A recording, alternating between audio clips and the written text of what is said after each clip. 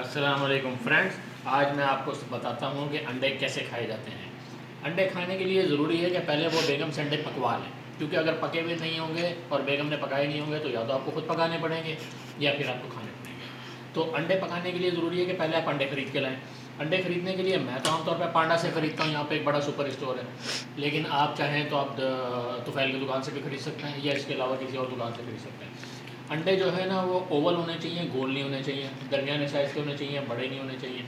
तो जब आप अंडे से अच्छी तरह बेगम से अंडे पकवा लें और उस दौरान किचन से दूर रहें तो फिर आप अंडे खाएँ। अंडे कैसे खाएँगे, देखें ये अंडा रखा हुआ है, ये देखें आलू अंडे बने हुए, उसमें से ये मैंने अंडा निकाला, बेगम की आँख बचा के, बेगम उधर देख रही है, मैंने चुपके से निकाल लिया और चुपके से कुछ पिछला बचा हुआ था वो भी निकाल लिया मैंने, किसी ने छोड़ा हुआ था जल्दी। अच्छा, मैं साथ साथ ये बताती हूँ फ्रेंड्स, ये मैंने कल छत्ता बनाया था, ये इसका भी अपनी रेसिपी है, ये मैं आप में अगली रेसिपी देखेगा छत्ता कैसे बनता है।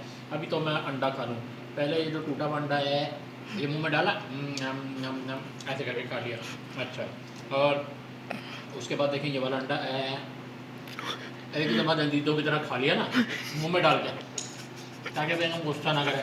हाथ साफ करने के लिए आप टिश्यू इस्तेमाल कर सकते हैं, टिश्यू में मैं पांडा से लाएगा। अब वो मुँह में जाएगा तो बाकी कुछ बताऊँगा।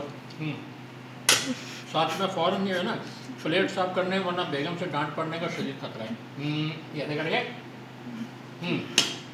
तो ये आपने प्लेट साफ़ कर ली फ्रेंड्स, और अगर बेगम इधर उधर देख रही हो तो आप प्लेट साफ़ करने के टिश्यू का भी इस्तेमाल कर सकते हैं, और बवक़्ते ज़रूरत आप हॉट पॉट में से रुमाल निकाल के भी उससे फ़ौरन प्लेट साफ़ कर सकते हैं।